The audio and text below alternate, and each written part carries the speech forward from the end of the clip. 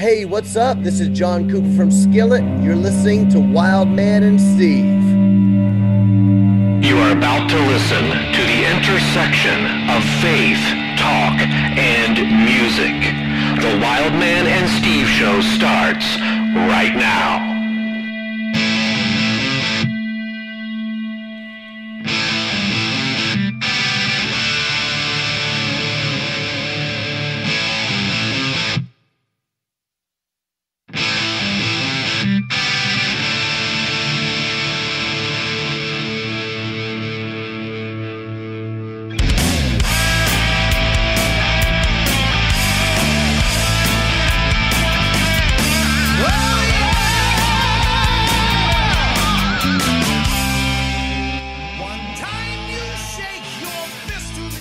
So Steve, so Wild Man, it's been a while, hasn't it?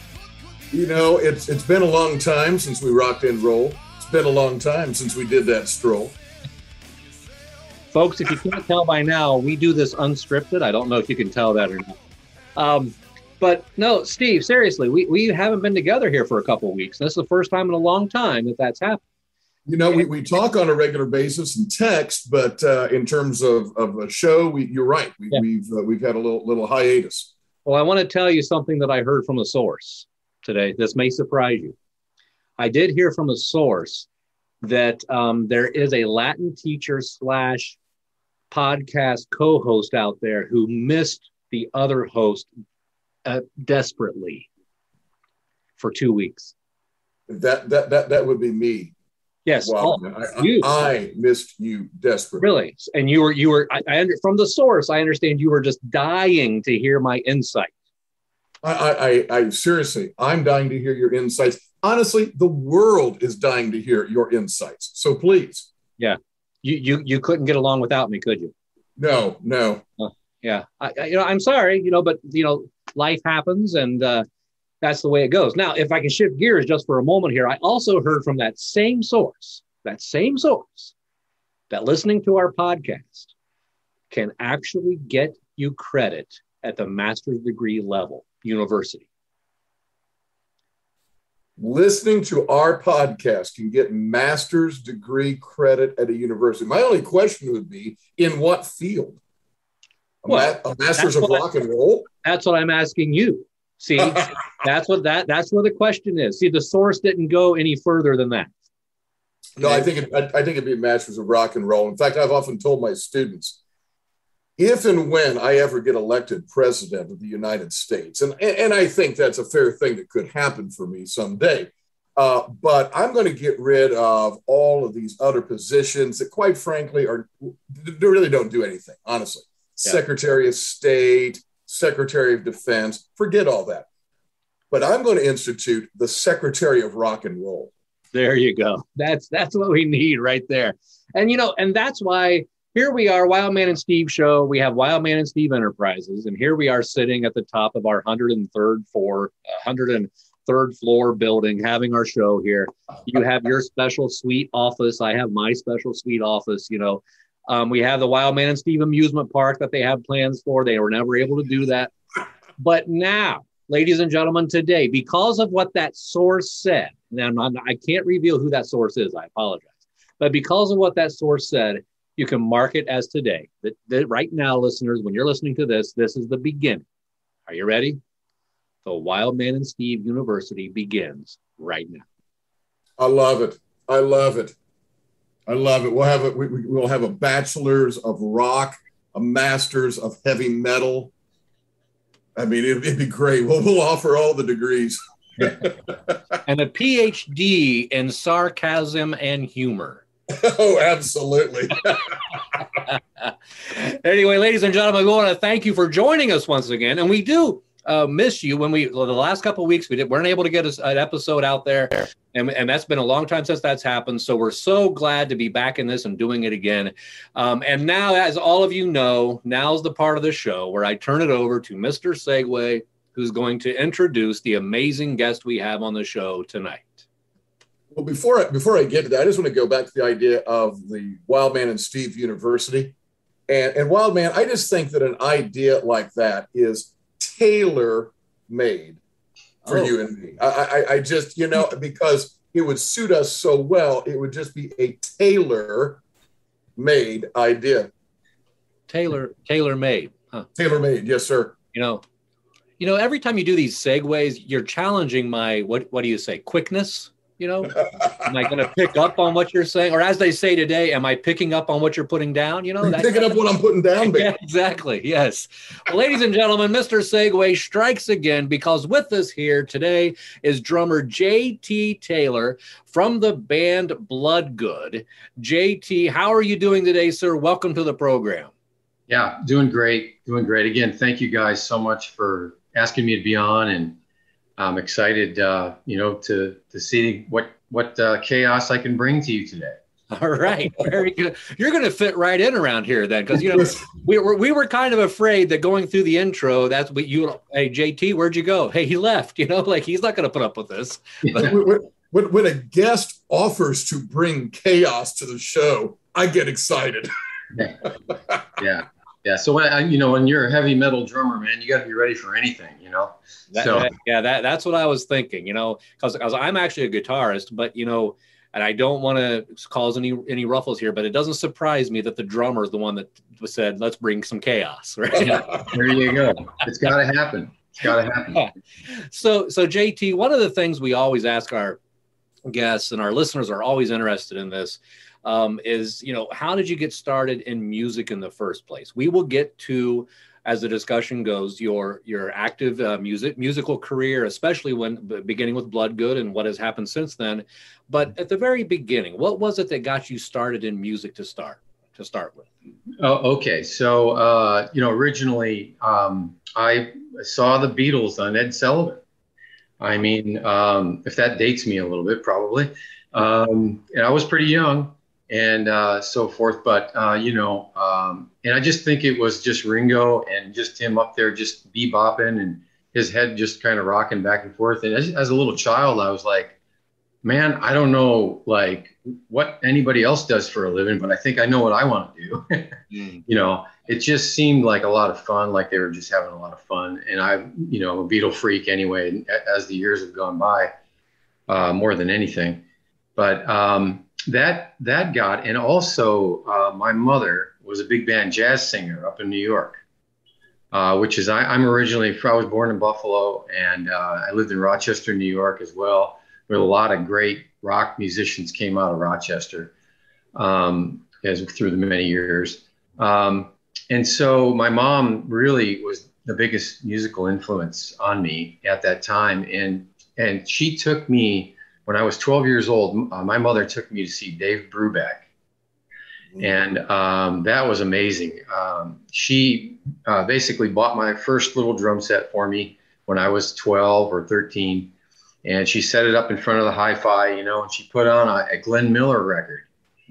And she said, if you're going to learn how to play music, you're going to learn to play this. And so it was Glenn Miller, Tommy Dorsey, you know, big band stuff. And actually, I played that, you know, in my very younger years.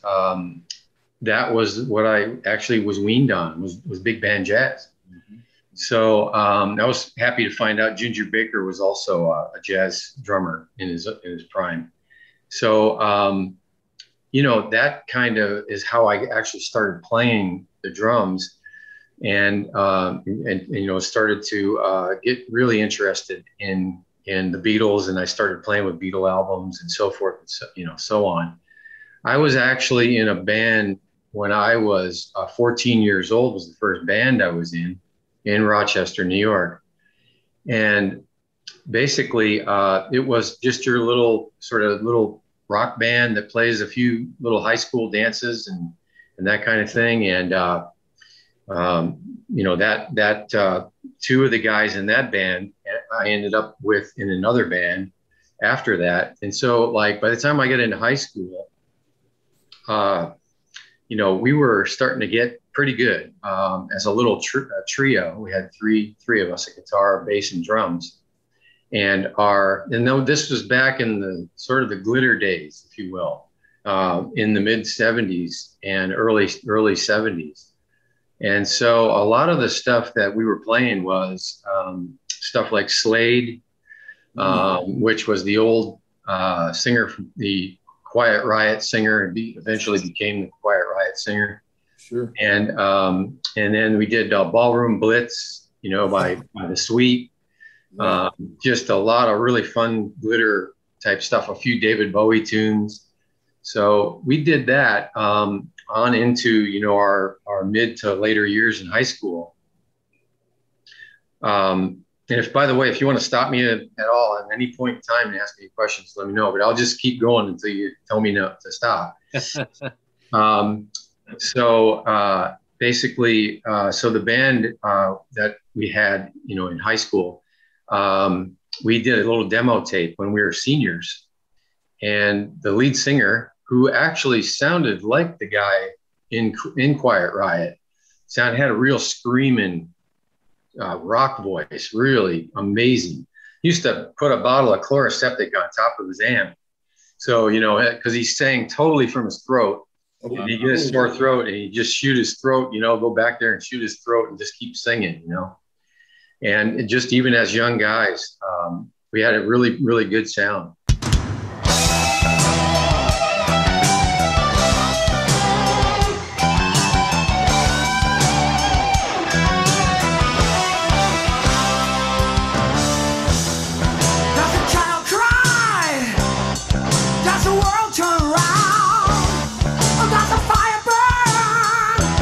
So my buddy, the lead singer's grandparents, were living in London. They were British. His mother was British.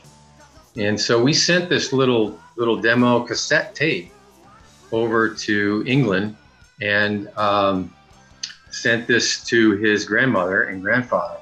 And they made fur coats. They were furriers. They made fur coats for rock stars and their wives back in the 70s.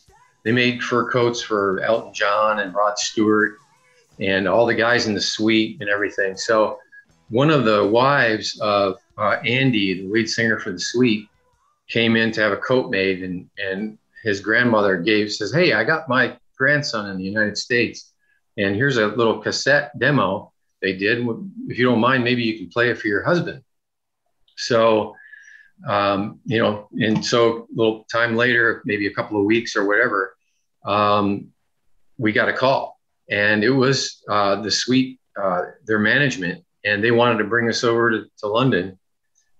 So we were just getting ready to graduate from high school, and we were going to go over there and live in some condominiums that were owned by John Lennon and all this stuff. And we, as young kids, we were just like, oh my God, this is like so cool. Just really looking forward to it. Well, and it's funny because when it comes to my life now, and I reflect back on all the different things that happened to me over my life, that one of the biggest things that happened was, when that happened and we got that opportunity, was that the lead singer ended up dying in a car accident about a month later. So, which was my best friend. So that was a very traumatic experience. But what it did was, interestingly enough, is I went from, living that kind of a sort of a little mini rock star life or whatever, and getting ready to, to make the next move to basically going, I didn't know what else to do. And of course I grew up, my mother took me to church and tried to bring me up, as best she could, and following Jesus and, following the Lord and so forth. But, as young guys do, you get into, some drugs and some alcohol and things like that.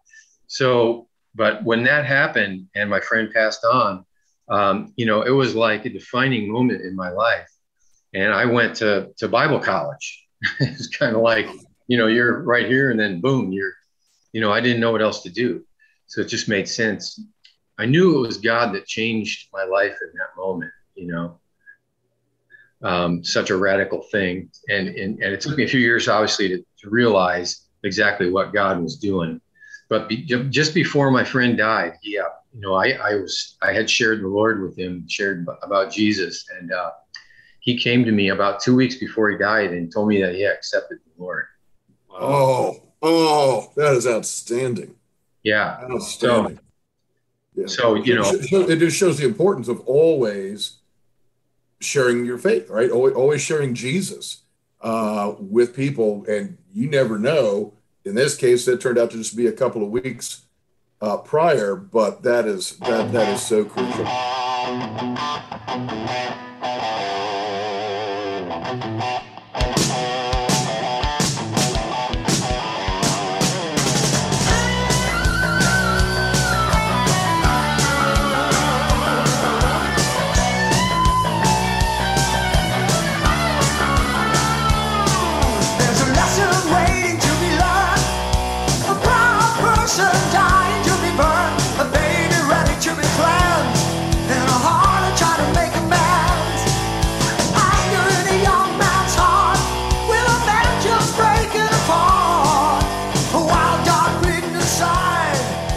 I want to come to a couple of things you were saying there. Is you were talking about kind of the jazz influence with Ginger Baker. You talk about the big band influence with you. I think so many people who enjoy music as a disposable commodity, the way you would eat potato chips. I got background music playing at the party, right? It's just a thing, and people don't really stop and think about, and especially with hard rock bands, I think, really the serious musical background that most, I think, artists actually do have, whether it's through formal training or whether it's classical or jazz influences and so forth.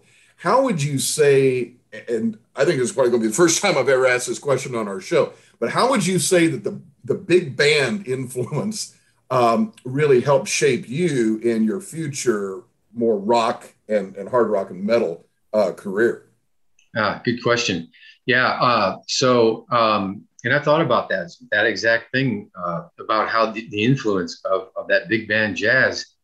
And when my mother took me, again, when I was 12 or 13 years old, and she took me to see Dave Brubeck, and Joe Morello was playing drums. And man, it was, and I felt that if I learn how to do this and learn how to play jazz, these are the best drummers in the world. And all these guys. And my mother, she reiterated, you learn how to play with these guys, you can play anything. Wow. And so because of the syncopation, the offbeats and the syncopation, the time signatures that because I play totally by ear. I don't read at all. Oh, wow. Okay. So if I hear something, literally I can pretty much play it or copy it or whatever, if it's another band or whatever. And so the time signatures and like I say, the syncopations and the changes, the mood changes in the music help me to, just kind of follow rock, because rock music, relatively speaking, especially metal, is really just 4/4, the 4/4 time signature, 1, 2, 3, 4, 1, 2, 3, 4. And so going from jazz to that was like really pretty straightforward, pretty simple. So I found rock music to play as a drummer, and again, I was a Beatle freak. So I had that, like on this side of my brain, I had, the Beatles playing in my brain. And then I had, Glenn Miller playing on this side. So it just seemed like an easy mesh, to put together. And it just kind of came real natural to me. So, I kind of want to tag off of that. And Wildman, I'm going to just kind of follow that on for a second.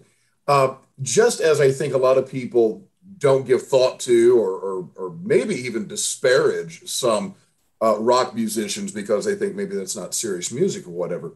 I also think that some people look at Christian music and don't consider that those artists might have had secular music influences as a part of their life, or that they just grew up in the church playing hymns and then went from hymns straight into contemporary Christian music or something like that. Talk to us a little bit about the interplay between secular artists, again, be they Glenn Miller or Quiet Riot. And again, I'm pretty sure that's the first time I've ever used Glenn Miller and Quiet Riot in the same sentence on this show. But that only Harold, can happen at the Wild Man and Steve University, by the way. absolutely right. There you go. Yeah, but talk to us a little bit about the interplay between the secular music that you were listening to, secular artists, and how that then played out with your Christian music. Mm-hmm, sure.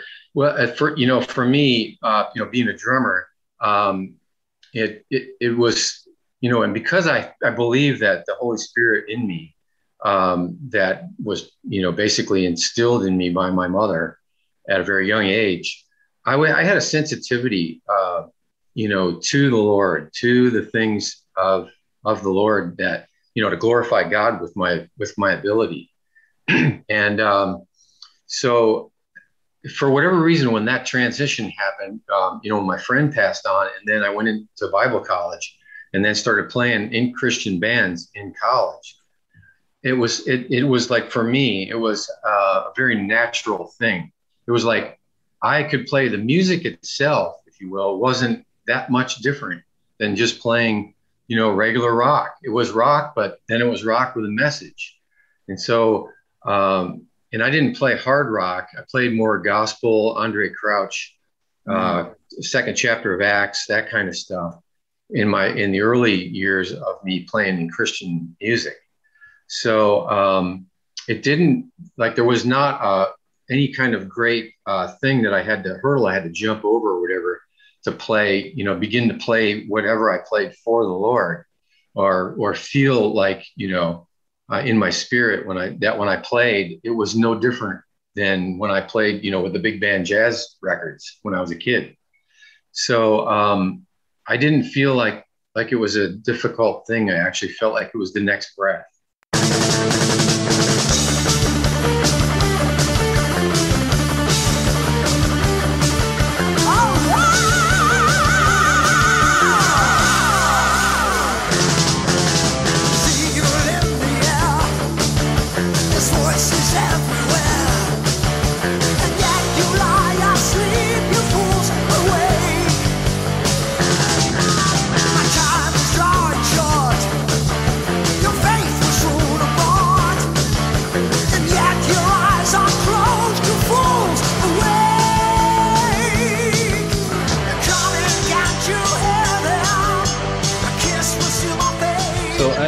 I have a question concerning that. For the drummers who are listening to us, which we may have some that listen to us,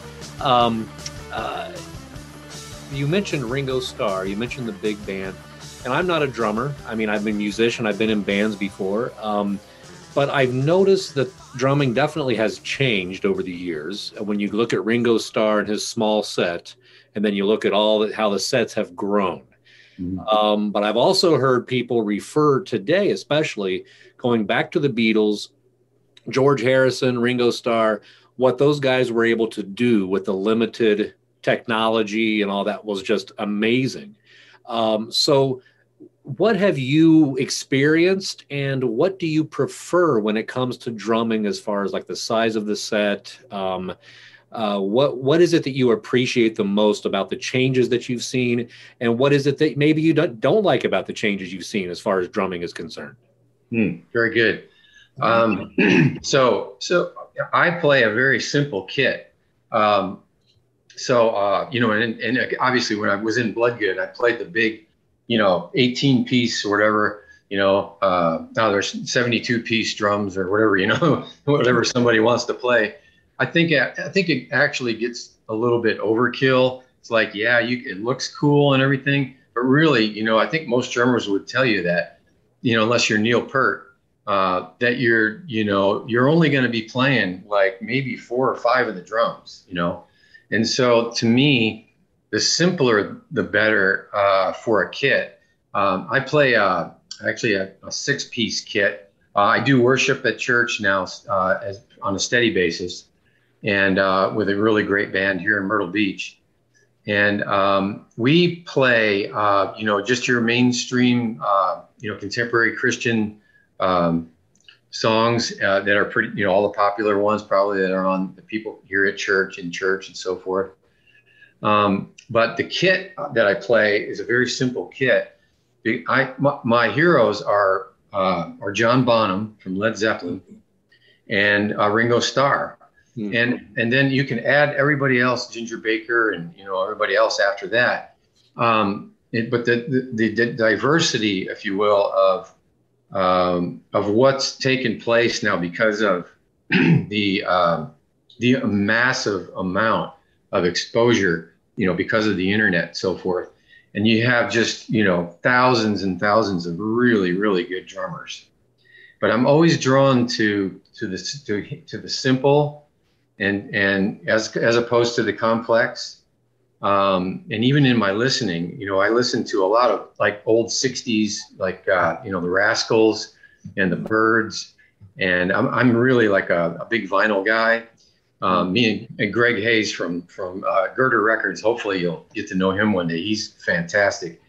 And he's been putting all the Petra stuff out, the Kansas stuff on vinyl again. And he's a fantastic resource for just, oh my gosh, it's great. So we talk a lot. We spend time. He lives in Wilmington, about an hour north. We get together once in a while. And we talk about how the simple, just is so powerful. It's like that less is more thing.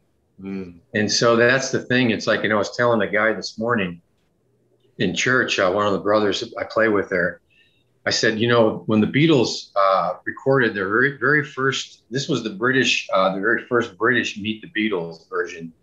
There was 13 songs on that album. And I said, do you realize that they recorded that record in one day? Wow. One day. Yeah, it is. Yeah. Because they had just come back from Germany where they had been playing 6 days a week. And so it was like they were playing, they did pretty much did it live, and they got done with one song and John Lennon said, let's do another one. And then let's do another one. Let's do another one until they blew through they recorded the whole record in a day, Yeah.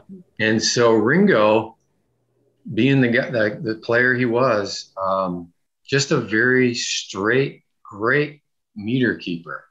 Just, man, he could keep the beat. And he wasn't flashy. He wasn't, crazy or anything.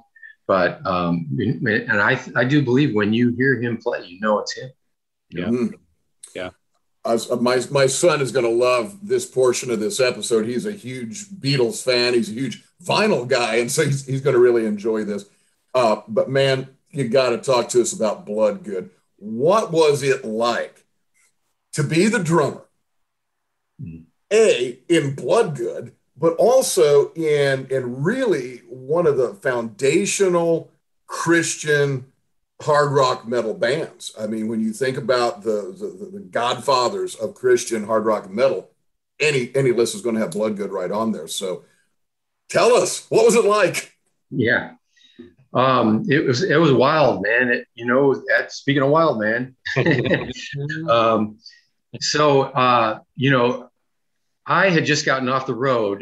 This was 1984, and I just gotten off the road with a band. I went to Florida, and I went to work for a musical production company that had 8 bands that played for this company, and they used to tour us around the United States and Canada. And we were all big hair, in the spandex and everything. We put a rock show on for kids and high schools and so forth. And we talked about, at the time, patriotism and, doing the right thing and staying in school and learning, being respectful to your teachers, which is maybe some foreign subjects right now and in the reality of things the way they are now. But so I came back. I went back to Seattle after I got off the road after a year, literally a year of being on the road. And I was like fried, And so Mike Bloodgood, Mike had been in another band. He had a band called Cypress. And so he came over to where I was staying with some guys. And I remember just specifically, and of course, there wasn't, anyone in the band at that point. He had just had the concept to start the band, do a Christian heavy metal thing. He says, "Hey, JT, man, why don't you, be my drummer? I'm starting a heavy metal band, And I was like, 'cause I was all pretty burned out. I was like, man, get away from me. I don't even want to hear about playing right now. so obviously, I prayed about it, and after a few weeks, and Michael Bloodgood is, I maybe think, a bigger Beatle freak than I am, if it's possible. Wow. And so we used to I would go over to Mike's house and we listen to Beatle records and just talk. And then he and I went to we went to White Snake, a Dio concert. Oh! Back in the day. Still my heart. Yeah. So we had this idea that we were Christians, but we were going to play secular heavy metal and go and play in the clubs. And then basically, talk to people between the breaks or whatever about the Lord, and try to just be evangelistic in that kind of flavor.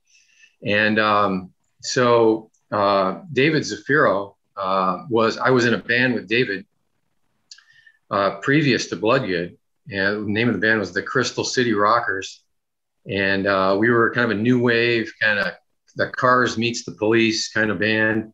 Real fun stuff and real positive up, and we Christian band. We played with everybody in Seattle. Crystal City Rockers played with Randy Stonehill and Daryl Mansfield and Petra and DeGarmo and Key, and I could just go on. It was really fun. So we kind of became the house warm-up band, if you will, for all of the concerts that came to Seattle.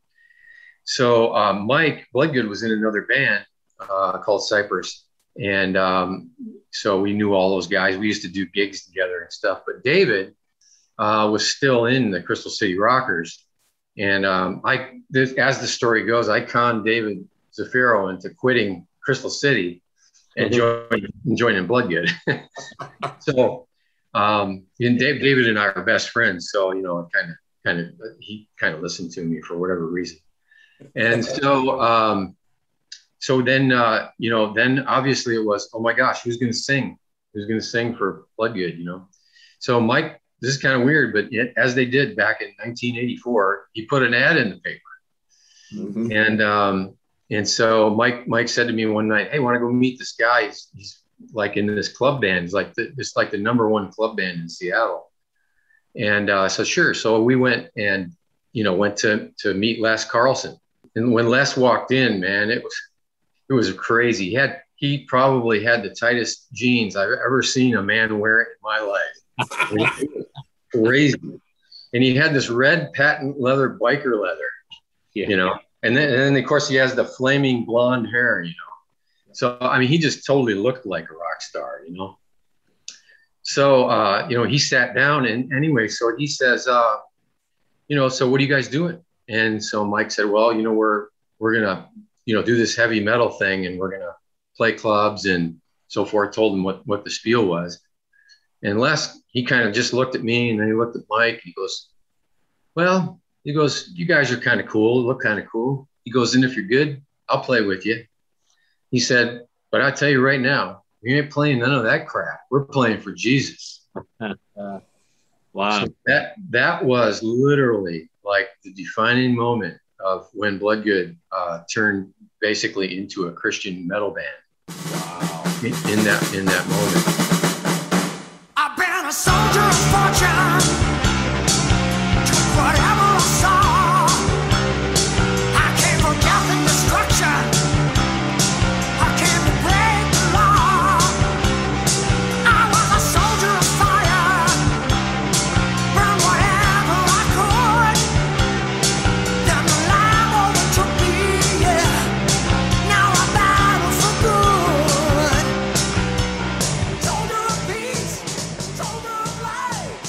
Look out, Satan. And we would get together at Calvary Chapel in Seattle, and they let us use their stage. The very first time we played, it was electric. We were just kind of jamming, and then Les was just kind of vamping off whatever he was, hearing in his brain to sing. Yeah. And I drove home that night. And I was like, oh my gosh, what did I said, I don't know what just happened, but I think it's really good. Well, it's interesting because a couple years ago, I did watch Trenches of Rock, the DVD that came out for the history of Bloodgood. And it reminded me, now I did not experience a lot of that firsthand, but growing up in the 80s, I was in the Christian rock scene, and I had been to Christian rock concerts like Petra, for example, where Christians, preachers were out protesting, telling us we shouldn't be going in because it's the devil's music and all of that. But watching that DVD reminded me of of Bloodgood and some of the experiences that Bloodgood had that I forgot about, that I read about. There was a lot of spiritual warfare taking place back then. Yeah. And what was that experience like for you? Because you were on the cutting edge in the moment, and it was one of those things where it's like you had Christians that didn't like you, and you had Satanists that didn't like you. You were right in the middle. What was that like? Yeah. So when the whole thing first started, and we actually played, because our very first gig we ever played was with Stryper. Like literally, like it was like the first time we ever played, and we warmed up for Stryper at the Paramount Theater in Seattle. And from my standpoint, my vantage point of having had been in the band like almost for like good 9 months before we ever even played our first gig. And I was basically with Mike, and had experienced, David joining and then Les joining and everything. So for me, it was like when it happened, like after that first time we played, it was like a tidal wave, that I just felt like I was on this, riding this wave, if you will, or a surfboard, riding this wave that was like, and I think, and I only can liken it to, not to compare to, like what happened to the Beatles when they first came to America and they toured, and it was like they got kind of swept up in this Beatle thing, and and it was like they were on the wave riding it, and that's kind of what it was for me. So I knew that there was a lot of opposition. We did have, I remember seeing picketers outside the concerts.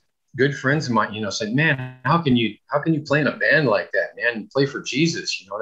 That's music. That's the devil's music, So I even had some personal opposition, that way. But I didn't. I feel like it was actually fuel for the Holy Spirit fire that was behind Bloodgood, because it just kind of ushered us. Just it was like the Lord was behind us, and we were just kind of the Lord was pushing us from behind, in the Spirit.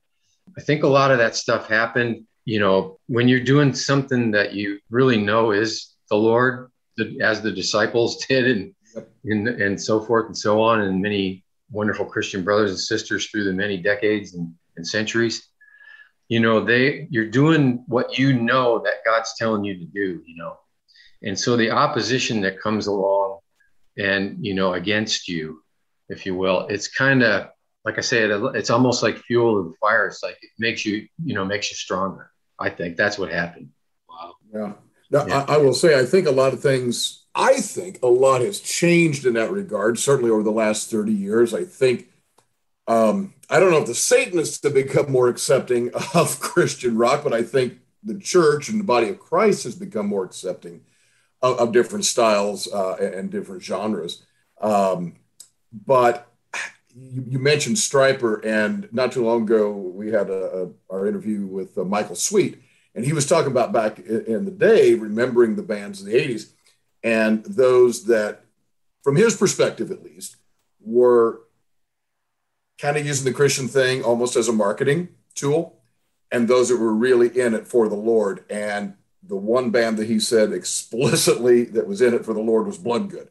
And he just kind of went on about that. So talk to us just a little bit, what experiences, and I'm sure you've got a ton. In fact, we could do a whole episode just on people who have either come to Christ or have had your music touch their lives in some particular way.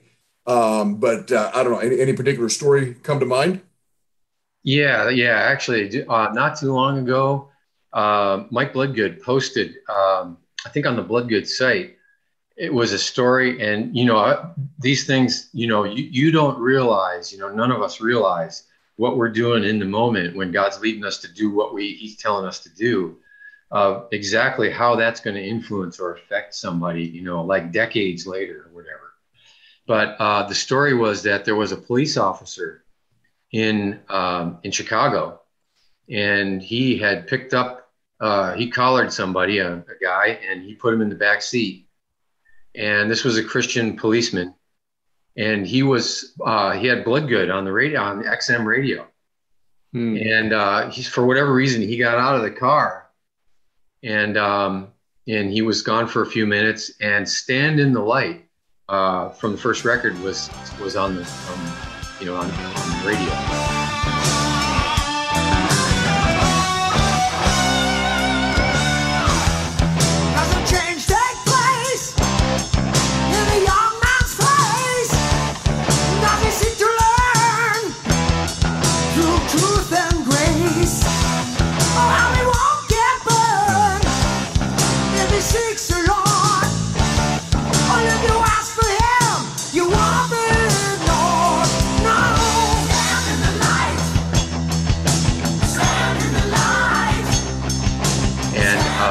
So the cop comes back, and he gets back in the car, and the guy, the collar in the back seat, this guy's absolutely weeping, and he says, "Man, I don't know, who is that band? Who is that?" Wow, that is amazing. And so the police officer played the song again, and then he took the guy in, and took him to the precinct and so forth, and put him in a holding cell. And he left for a little while, and he came back, and he said the guy, the inmate or whatever, said, "I don't know what that was." He said, "But I want it." Wow. He said, "I just want it." So what those guys were singing about, "I want to stand in the light." And the police officer led him to Christ right there in the cell. So that's oh my gosh, what's it all about? Yeah. We just, I'm sorry, we just got to go off. And honestly, anybody who is listening right now, you heard what JT said about witnessing to his friend just a couple of weeks before he died. You hear the story of a police officer. We're talking regular people in the regular walk of life sharing Jesus Christ. Friends, if you're listening to this podcast, do it. Right. Do it. Right. Share your faith. Share your stories, share the music. You don't know what God might do through that. JT, that is a powerful story. Yeah. Oh, thank you for sharing that. Sure. I think, I agree with that, Steve. And I'm inspired and I'm encouraged just because, you, especially now that the 80s, whether we want to admit it or not, they're getting further and further away. No, they're not. Stop that. Don't talk like that. Yeah. The three of us are probably still stuck in it. Yes, in our head. But you hear so much talk where people will put down metal, the hair metal of the 80s. They'll even put down rock and roll, and they'll especially put down Christian rock and Christian metal. And ladies and gentlemen, what we are being reminded of in this episode, that Christian heavy metal and Christian rock had tremendous musicians with tremendous experience and tremendous skill that God literally used as missionaries. And it's very difficult for me, even just in joking around, to put any of that down, because God did something amazing with Bloodgood. So let me ask you this, JT, just to put you on the spot here. Going back to when you were traveling with Bloodgood, you're on tour or in the studio, whatever, which song did you love to play the most? Good question. So there was, I'm going to say Black Snake. Black Snake. And reason being that, because I was playing metal, and I was a metal drummer, it was like the epitome of like the highest you could go is to play as fast as you can play and as hard as you can play, it's just mashing and crashing. And you had that big old trash can ending in the end of the song, and it's just, I think Black Snake for me was fun.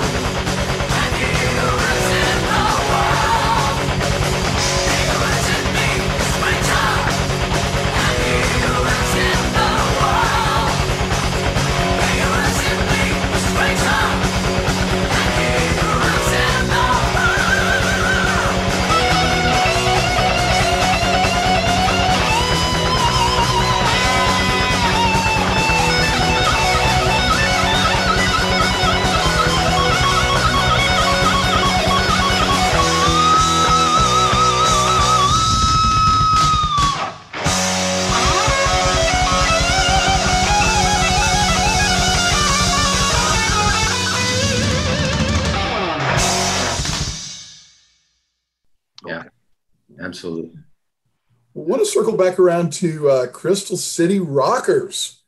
So, the band you mentioned being in with David Zafiro and pre-Bloodgood, but I'm seeing stuff on the internet now that Crystal City is back in business.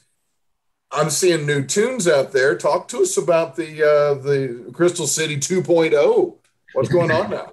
Yeah, good question. So, last year, everybody was into COVID, and I had some personal family stuff happen last year, and I lost my mom last year. And so, like last summer in the middle of the COVID. So it was just really, kind of a real challenging emotional time for me. So anyway, so it was literally about a month later after that happened. And, David and I talk probably 4 or 5 times a week anyway, still. And, we just started talking on the phone, and I was like, man, I've got, I really want to record again. I got about 4 or 5 songs that I really would like to record. Would you be into that? And he's like, yeah, he was, as a lot of producers and engineers and all that in Nashville, a lot of these guys they were sitting around twiddling their thumbs. Yeah. They had no work. Nobody was going to studios. So David said, yeah, let's give it a shot. So we basically, started writing over Zoom. We just did the Zoom thing. And I would fire, my thing is that I write lyrics, like lyrics are a big thing for me. And then I also write melodies, to go along with some of the choruses and stuff like that in the songs. So I basically piled about 4 or 5 MP3s, just demos, just sing into my phone or whatever, and sent them to David. And he added all the meat on those bones, man. And before you know it, 3 songs, it's 4 songs, and it's 5 songs, and we're like, and I said to myself, and because of the sound, it was kind of like in that sort of Beatles meets the Cars. That's exactly what it is, yeah. And I'm like, this has got to be a Crystal City record. And it had been 35 years, whatever, since the original Crystal City had ever played anywhere. Although I will tell you that in 2015, Crystal City Rockers went to Seattle. I went to Seattle and David, and we did a reunion concert up there.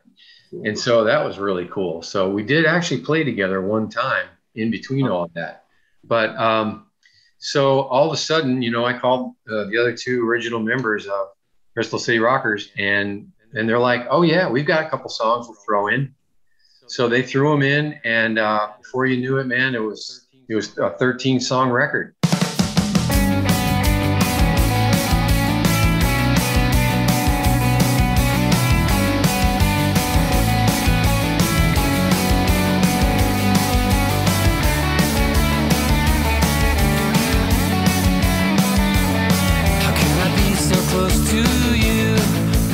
So far away, why is it that the things I do won't give you time of day?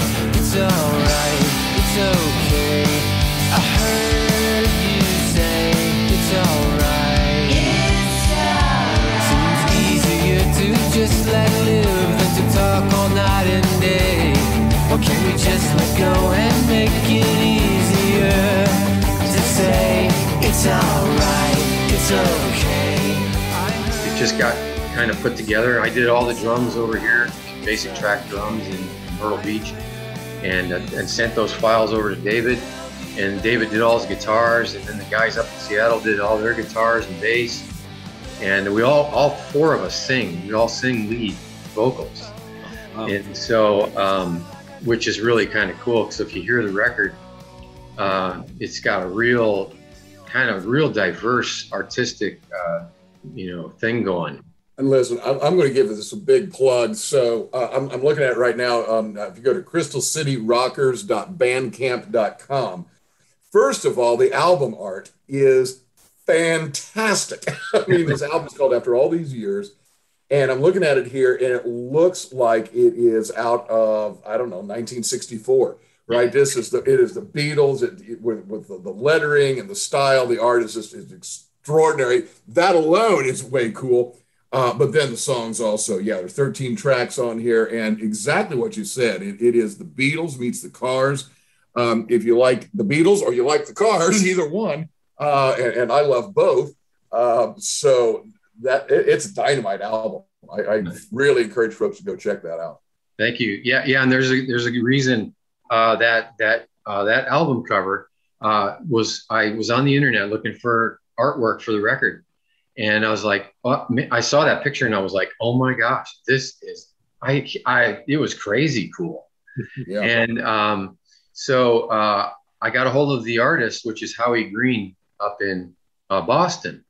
And Howie's an old hippie, and but he does his big thing. One of his big things is that he takes old album covers from the 60s, 70s, 80s, and he'll paint a picture of the album cover.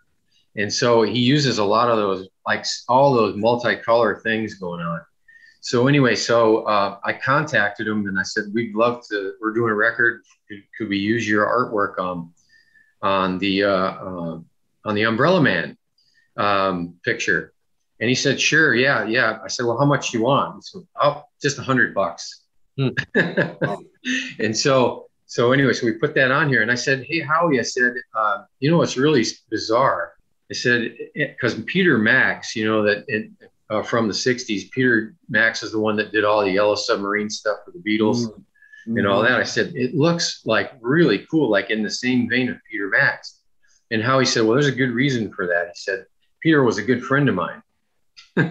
Wow. So we got this. Now all of a sudden we got this Beatle connection, that this guy that did the, Peter Max that did the Beatles Yellow Submarine was a friend of the guy that did the record cover for Crystal City. So you can't plan that stuff, Yeah.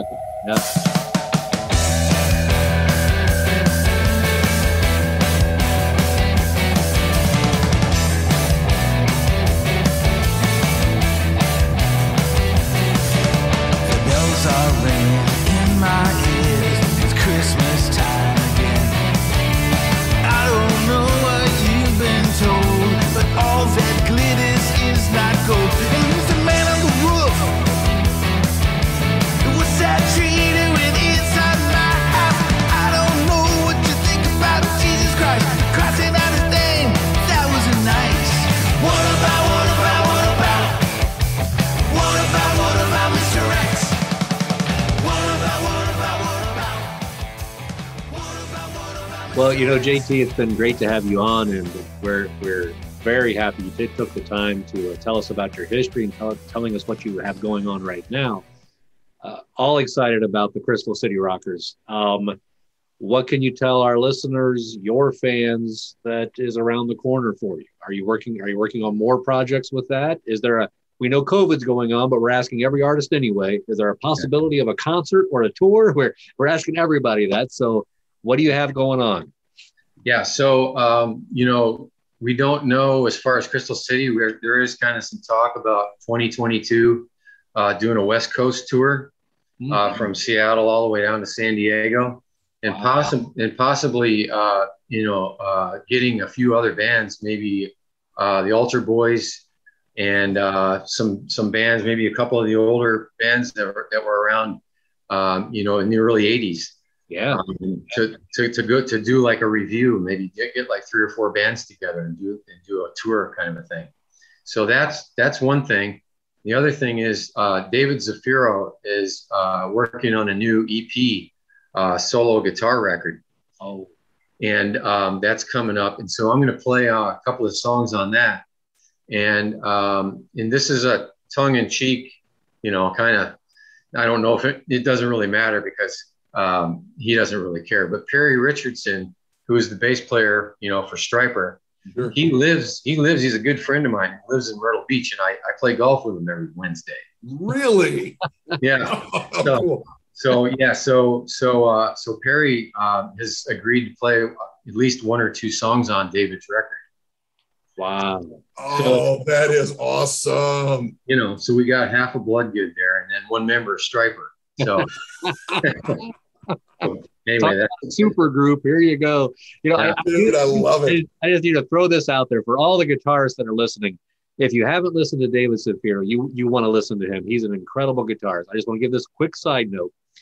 My favorite guitarist growing up in the 80s in high school was Rex Carroll from White Cross. Okay.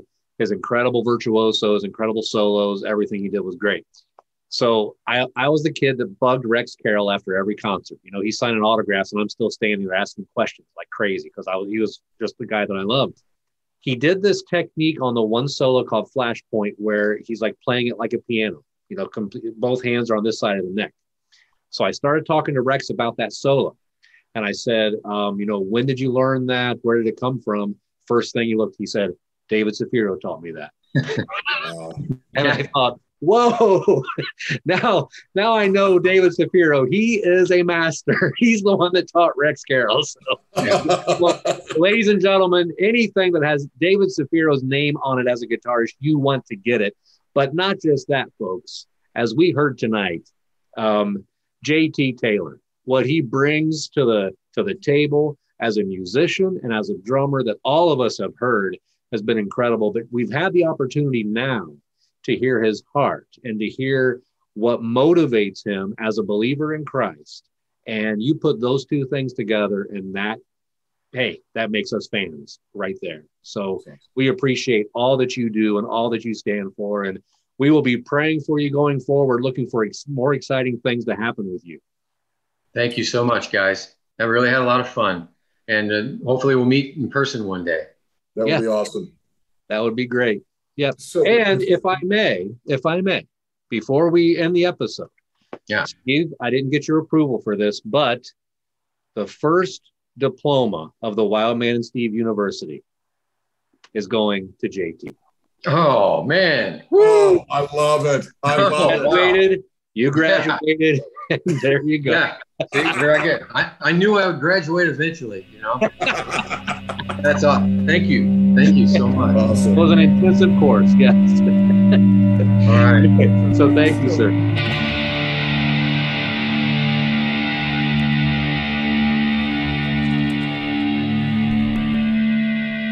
It was an honor to interview J.T. Taylor, drummer of Bloodgood, and now with Crystal City Rockers.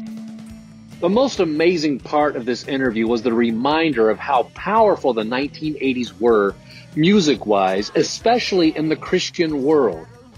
We had Christian rock and Christian heavy metal that was really moving to hit the mainstream, while at the same time God was blessing this movement to reach many people for Jesus. JT talked about conversions, talked about how people gave their life over to Christ as a result of a song, as a result of one song that was being played or a concert that people attended, caused people's lives to be changed in the moment to give their life and become a follower of Jesus. Why am I so passionate about this? I am so passionate about this because that is exactly what happened with me. I found Christ at a Christian heavy metal concert in the 1980s, and I have never been the same since.